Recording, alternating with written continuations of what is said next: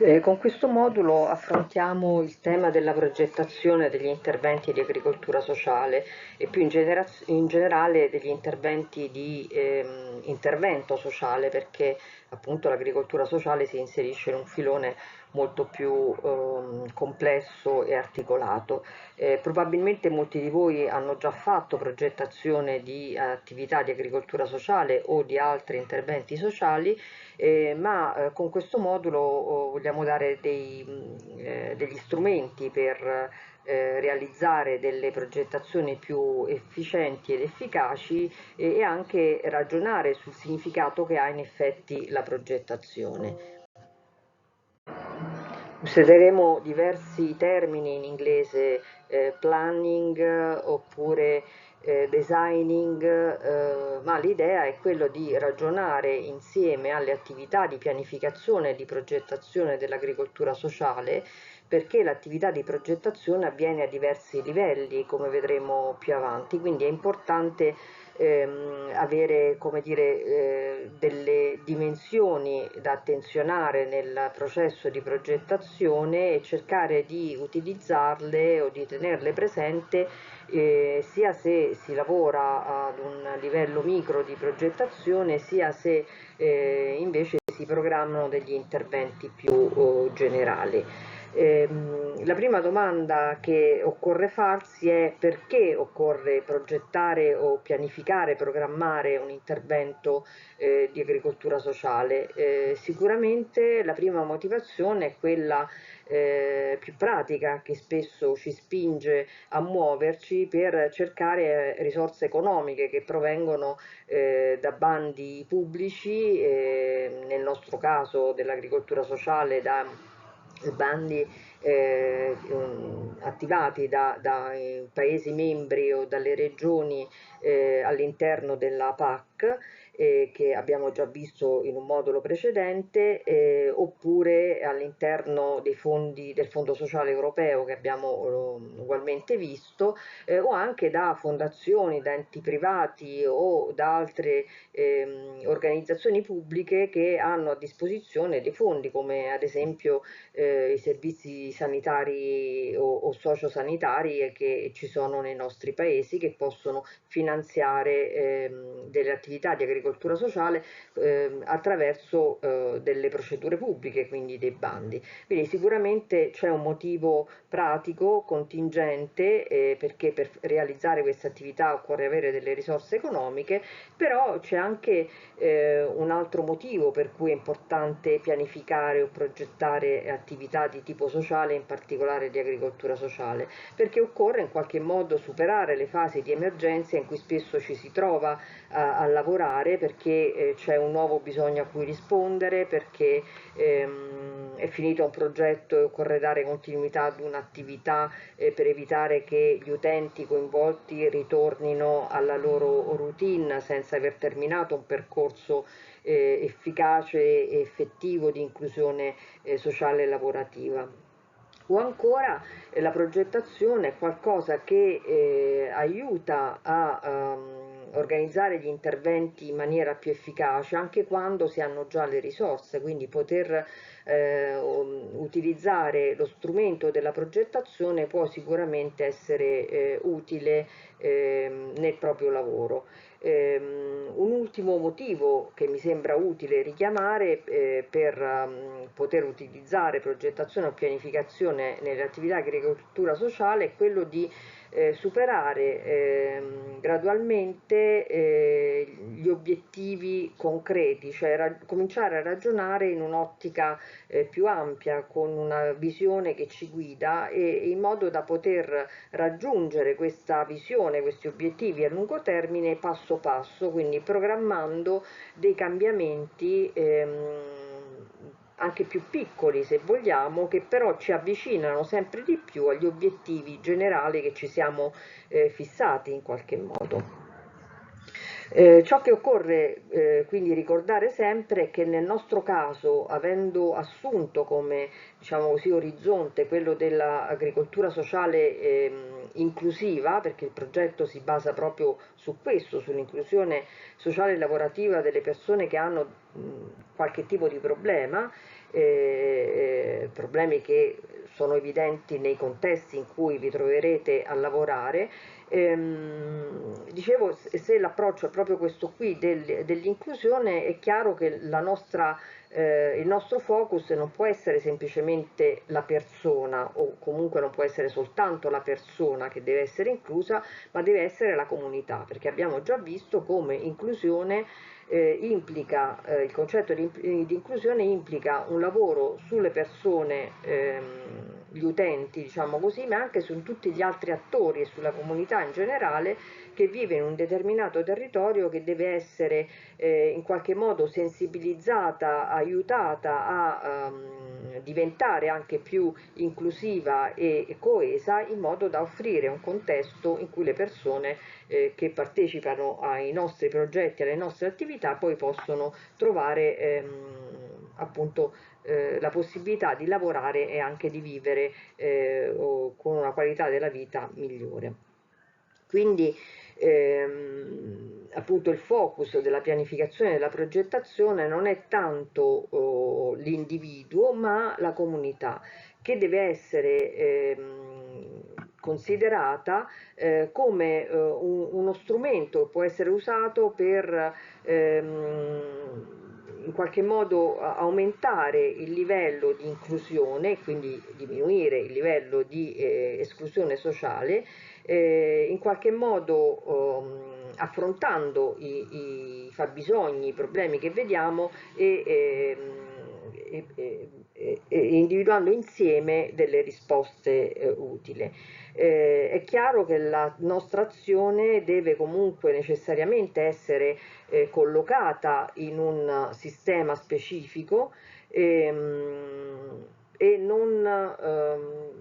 non orientata soltanto ai bisogni, no? Ma la nostra azione deve in qualche modo essere inserita in un sistema più generale, all'interno del quale si trovano anche le organizzazioni che definiscono le azioni e interpretano la comunità. Quindi occorre avere uno sguardo molto ampio nella fase di progettazione e di pianificazione degli interventi, e non soltanto uno sguardo diciamo così, puntato sul singolo individuo e sul singolo bisogno. Anzi,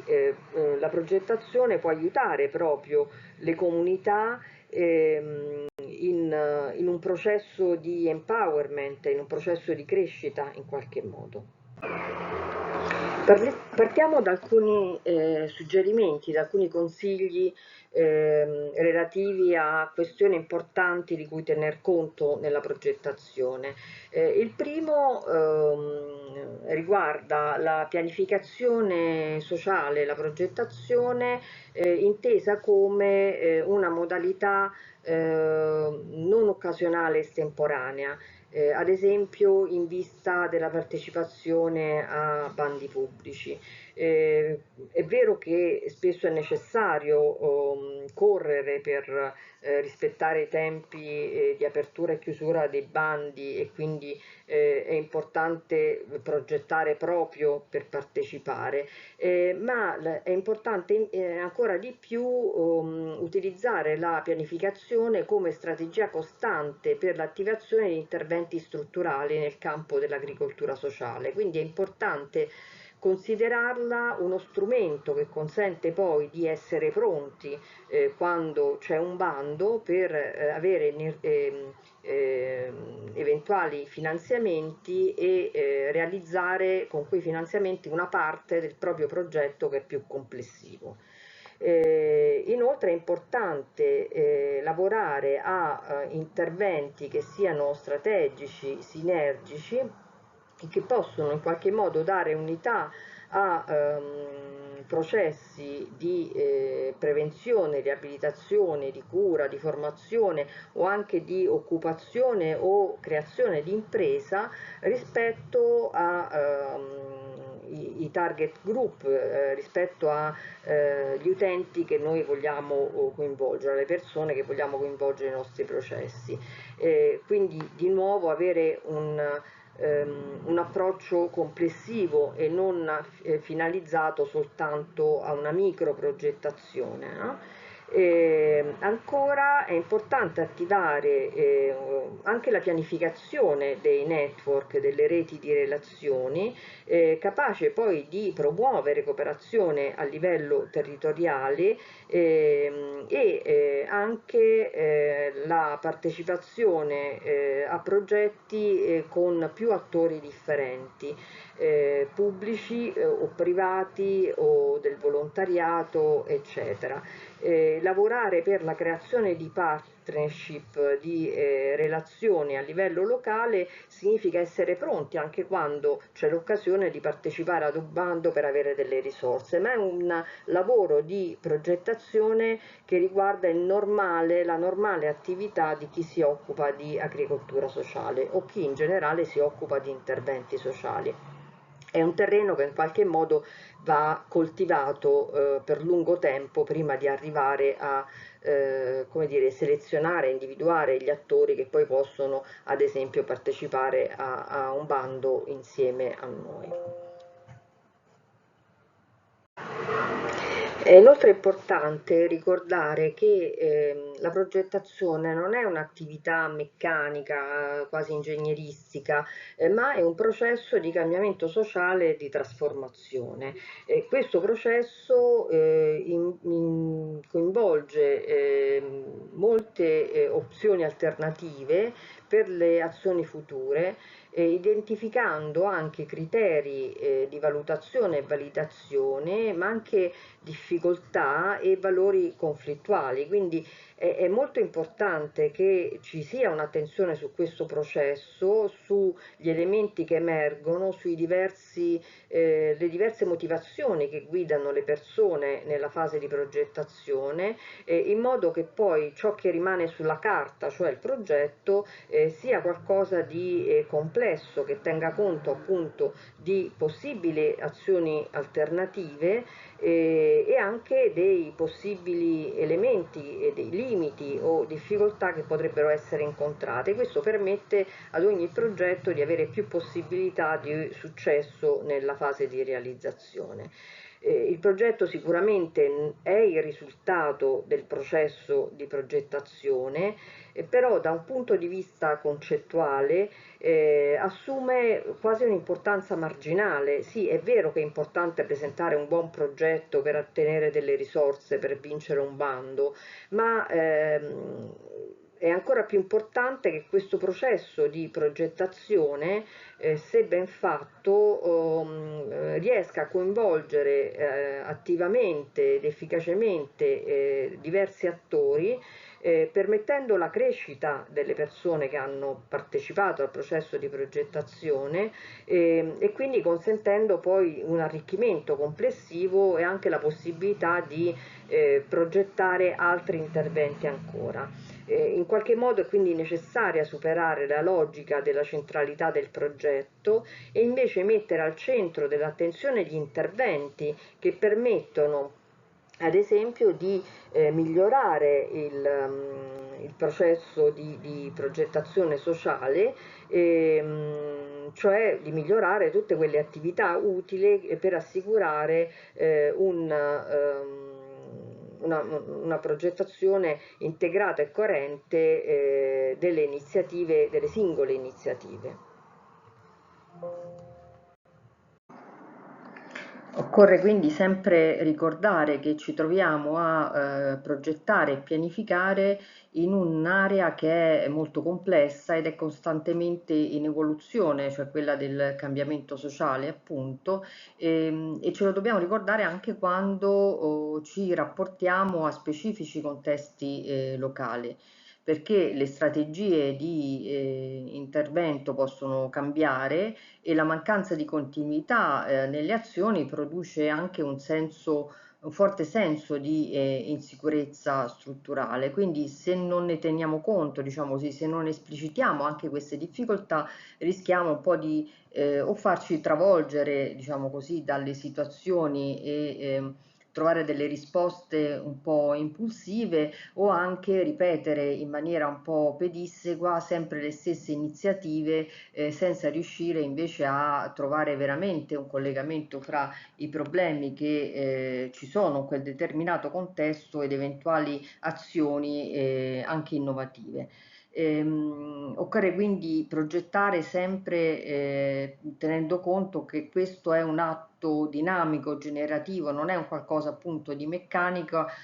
ma è un'azione in cui i fenomeni vengono analizzati e soprattutto i bisogni vengono letti con molta attenzione e devono essere rese in maniera esplicita fra gli attori che partecipano alla progettazione sia i valori di riferimento sia i modelli che si prendono in considerazione, le teorie che sono utilizzate per costruire questo processo di cambiamento,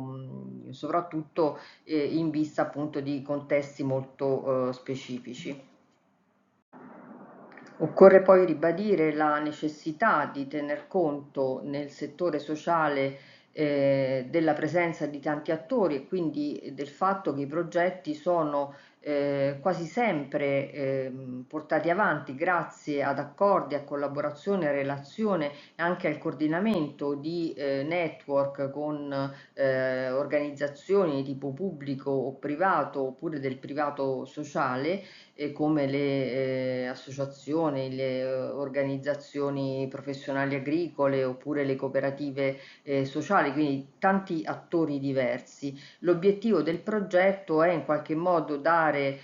vita anche a aggregazioni e realtà di partecipazione capaci di sviluppare progetti, interventi come dire, attivare drivers motivazionali molto forti. Quindi il progetto nasce dalla collaborazione di più soggetti, viene realizzato dalla cooperazione tra più soggetti, ma allo stesso tempo l'atto del progettare può essere uno strumento per rinsaldare le relazioni fra questi attori e per creare nuovi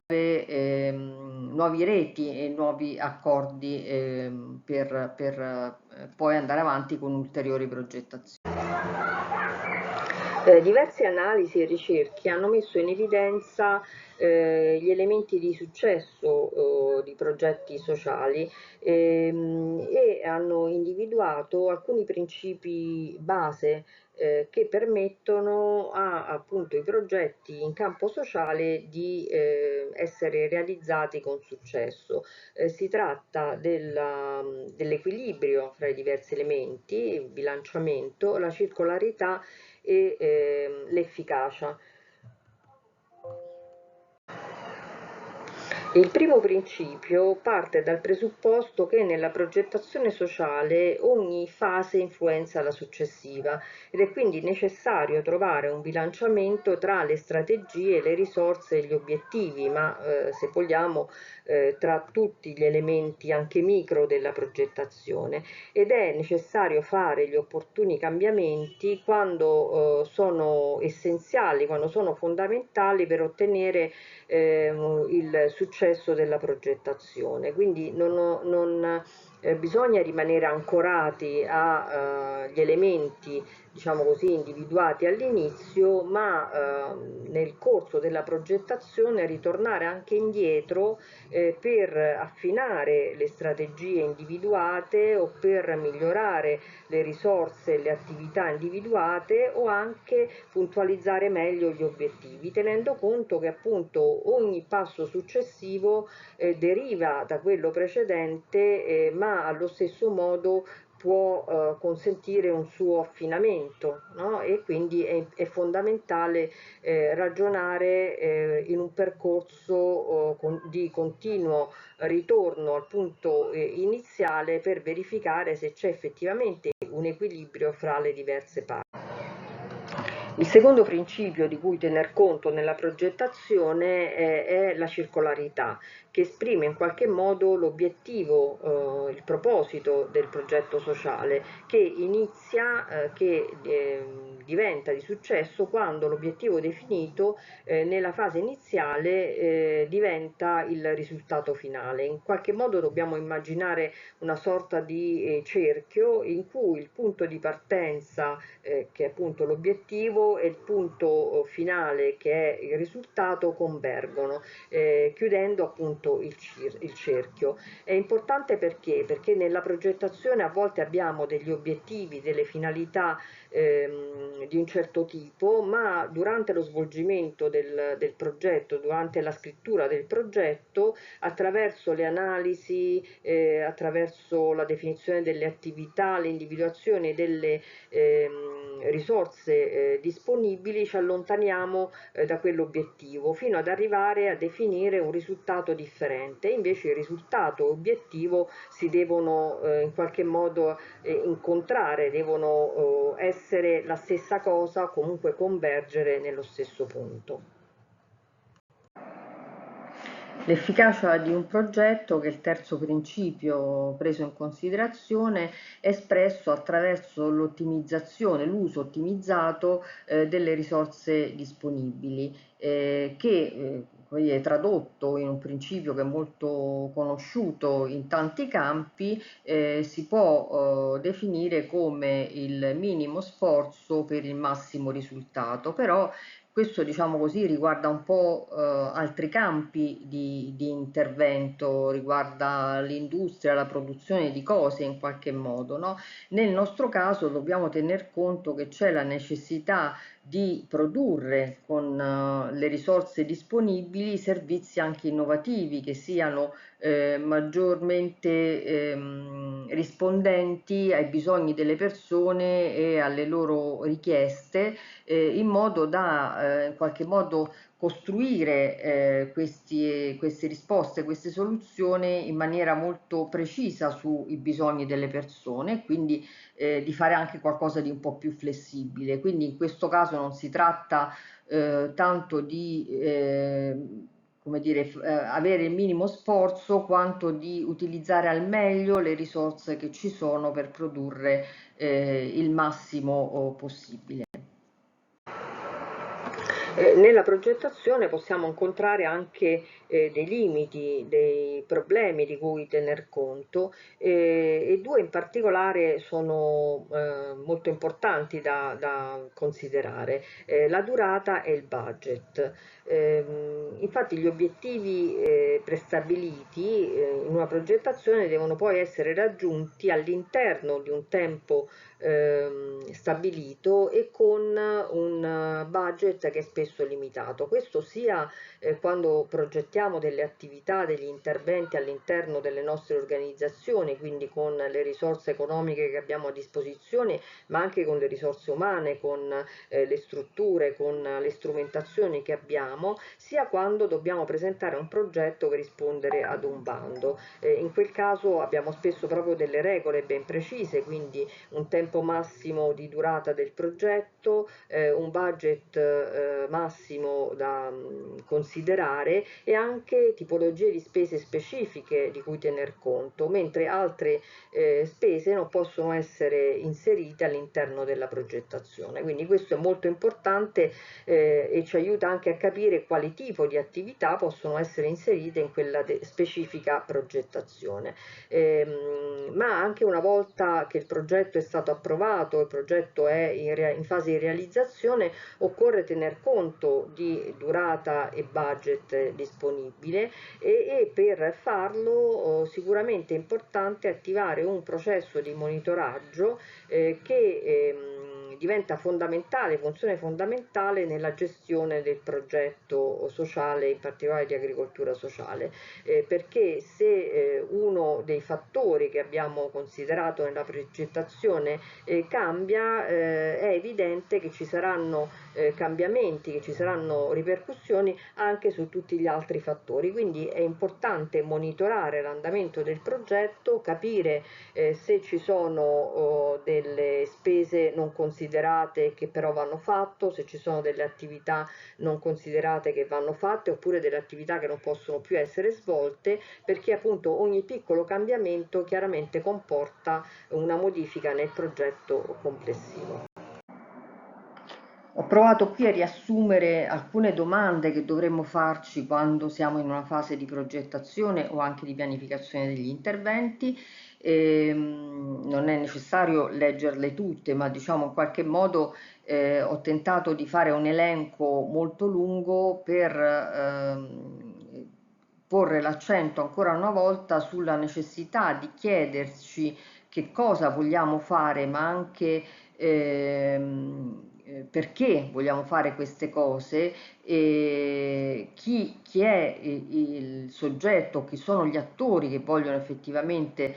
coinvolgersi per realizzare una determinata cosa, chi vuole partecipare, chi vuole essere coinvolto in questo, ma anche più nello specifico poi quali sono proprio gli obiettivi, quindi che cosa vogliamo raggiungere, qual è l'obiettivo finale, quando vogliamo fare queste cose e in che modo, perché la metodologia e le attività che scegliamo per raggiungere un obiettivo sono sicuramente fondamentali, così come la definizione dei tempi, di chi fa cosa, di quali sono le condizioni che ci possono permettere la realizzazione di un determinato progetto e anche tener conto dei rischi che possono essere generati dalla realizzazione di quello specifico progetto e infine come posso in qualche modo verificare se quegli obiettivi sono stati raggiunti, quindi per esempio impostare un sistema di monitoraggio e di valutazione delle attività. In gran parte a queste domande risponderemo anche con le lezioni successive, però credo che sia importante tener conto che le questioni che dobbiamo porre sul tavolo quando iniziamo a fare una progettazione sono veramente molte e sono interconnesse fra di loro. Ora che abbiamo visto un po' i principi a livello generale della progettazione e fatto alcune considerazioni appunto generali, proviamo a ragionare invece in maniera più tecnica sulla progettazione, partendo dalle differenti possibilità che ci sono.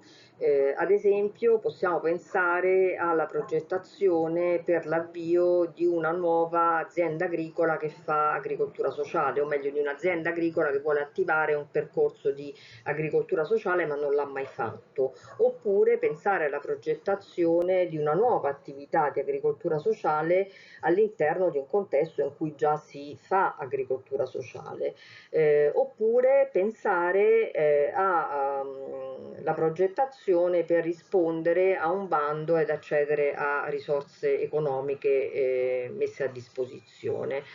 o anche a creare una partnership per nuove collaborazioni e attività a livello locale, quindi diciamo una pianificazione un po' più generale che può essere fatta. Capirete bene che quei principi e quelle considerazioni che abbiamo visto prima possono essere utili a tutti i livelli, ma vanno poi concretizzate anche in maniera differente, perché la progettazione richiede aspetti molto differenti se ci troviamo in una di queste diverse. Ora abbiamo parlato sotto vari punti di vista della progettazione, inserendo tanti principi, tante raccomandazioni e riflessioni sul significato che ha la progettazione di un intervento sociale, quindi nello specifico di agricoltura sociale. Veniamo ora a quelli che sono forse tecnicamente anche i passaggi che spesso vengono evidenziati da chi si occupa di progettazione. Sicuramente c'è una prima fase che riguarda l'ideazione, che è relativa al momento in cui una o più persone ipotizzano di realizzare un progetto, di attivare un'iniziativa oppure proporre qualcosa. Quindi si tratta di un'idea ancora non troppo ben definita, che in genere viene da una o più persone, anche a volte chiacchierando oppure riflettendo su esperienze già realizzate. C'è poi una fase che viene definita di attivazione, che come dire, parte quando questa ipotesi di progetto, questa idea progettuale comincia a prendere corpo, e quindi si ha la necessità di verificare che cosa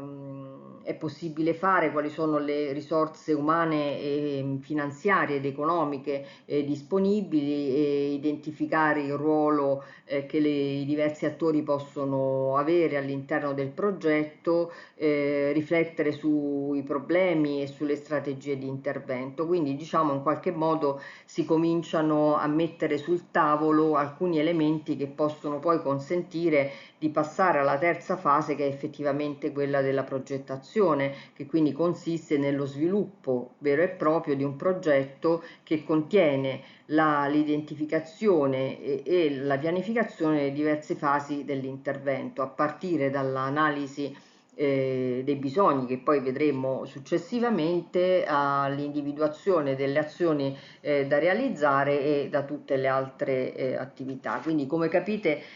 la progettazione vera e propria è una fase della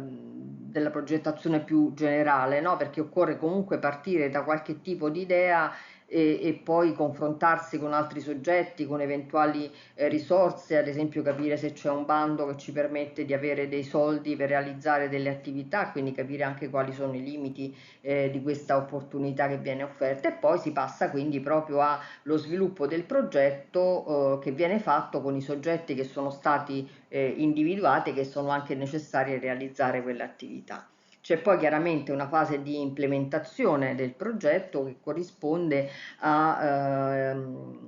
realizzazione vera e propria delle attività che sono state individuate. Quindi le attività vengono realizzate, si verifica se queste ipotesi iniziali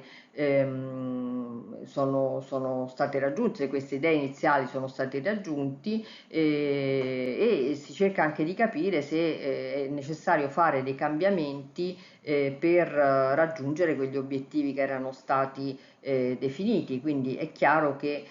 durante la realizzazione del progetto è possibile anche individuare delle carenze, individuare delle difficoltà, e quindi mettere in atto delle azioni per migliorare il percorso e raggiungere poi quegli obiettivi che erano stati fissati. E infine c'è un'azione di verifica, di valutazione che può in qualche modo appunto riportare anche a riformulazioni, a ridefinizioni o alla chiusura del progetto, perché appunto ci si rende conto che in effetti ci sono delle difficoltà, oppure alla conclusione, perché il progetto realizza tutte le sue attività e raggiunge i suoi obiettivi, ma da lì è sempre possibile partire con idee nuove tenendo conto che parliamo di interventi nel sociale, sappiamo bene che il cambiamento sociale è qualcosa che avviene anche in maniera progressiva, anche lenta, e quindi dal termine di un progetto è possibile individuare anche nuove idee progettuali, nuovi obiettivi da raggiungere, per avvicinarsi sempre di più a quella che è la finalità, quella che è l'idea della società, della comunità in cui interveniamo, che noi vorremmo fosse realizzata. Dato la complessità di questo processo, è chiaro che appunto tutte le fasi relative alla progettazione del ciclo di vita di un progetto sono costantemente in evoluzione, no? Quindi può succedere che tu debba modificare durante il lavoro i tempi, la pianificazione e anche le risorse del progetto. Questo avviene già mentre si scrive il progetto, perché appunto si parte da una definizione dei problemi, un'identificazione degli obiettivi e poi delle attività, ma magari andando avanti nella scrittura ci si rende conto che mancano delle risorse economiche, umane, strutturali per fare determinate cose e invece viene fuori un'opportunità di tipo diverso, quindi è necessario tornare indietro e ridefinire ad esempio le attività, e questo avviene poi anche durante la realizzazione, perché possiamo pensare di coinvolgere un certo tipo di persone in un'attività e poi ci rendiamo conto che invece è molto complicato perché queste persone tendono a non partecipare ad iniziative pubbliche oppure non sono interessate al settore specifico dell'agricoltura, e quindi probabilmente ci rendiamo conto di aver sbagliato nel modo in cui abbiamo analizzato la situazione ed è necessario fare delle modifiche per poter realizzare comunque l'attività. Quindi è sicuramente un'attività complessa, articolata, che ci richiede la capacità di adattamento e di individuazione di soluzioni anche riparative a volte in maniera continua. Possiamo intendere questo modulo come una sorta di cassetta degli attrezzi, in cui troviamo alcuni strumenti per la progettazione che possono essere utili un po' a tutti i livelli, anche se noi poi faremo riferimento più alla progettazione di un intervento di inclusione socio-lavorativa all'interno di una realtà che già opera in questo settore o che si sta approcciando, e non invece non faremo riferimento invece alla pianificazione più generale di interventi o di costruzioni di rete in un contesto locale. La nostra cassetta degli attrezzi prevede degli strumenti per analizzare i bisogni, che è il primo passaggio fondamentale per la progettazione, perché dobbiamo essere consapevoli di quali sono i reali bisogni presenti su un territorio in un contesto specifico e scegliere di quali bisogni occuparci e in che modo. Un secondo strumento ci aiuterà a capire quali sono le attività, come identificare le attività partendo proprio da quei bisogni analizzati in precedenza, e anche quali sono i ruoli che possono essere svolti dai diversi attori per affrontare quei bisogni e quei problemi identificati. Un altro strumento importante riguarda la mappatura degli stakeholder, perché la progettazione può partire già con alcuni attori che lavorano insieme o che intendono lavorare insieme e quindi si apprestano a fare una progettazione comune, ma durante la progettazione può essere anche importante individuare degli altri attori che vanno coinvolti, che necessariamente devono essere presenti nella progettazione e poi nelle attività da svolgere, perché hanno un ruolo fondamentale proprio per affrontare quei problemi e quei bisogni specifici individuati. Un altro strumento riguarda la creazione delle reti e delle partnership, che anche qui richiede un'attenzione particolare, con dei percorsi che possono facilitare il confronto fra i diversi attori. Ci sarà poi una lezione che riguarda la strutturazione di un'azienda che fa agricoltura sociale, che deve iniziare a fare agricoltura sociale, strategie per la sostenibilità sociale ed economica di queste attività, alcuni strumenti che riguardano il coinvolgimento dei territori per come dire, in un'ottica di apertura dell'azienda che fa agricoltura sociale, quindi di creazione di un contesto più inclusivo e coeso, e infine alcune lezioni che riguardano la valutazione dell'agricoltura sociale. Tutto questo costituisce un po' una cassetta degli attrezzi che può essere utilizzata sia per delle progettazioni micro, come sono ad esempio gli interventi interventi che riguardano che possono essere progettati in vista di un bando per l'accesso alle risorse, sia pianificazioni più generali che possono riguardare ad esempio i GAL all'interno di Leader, che hanno la necessità di fare una pianificazione più generale degli interventi all'interno dei quali poi inserire delle specificazioni per la promozione dell'agricoltura sociale o la realizzazione di attività specifiche di agricoltura sociale. Quindi è una cassetta degli attrezzi in qualche modo flessibile e che speriamo possa essere di utilità in diverse situazioni concrete.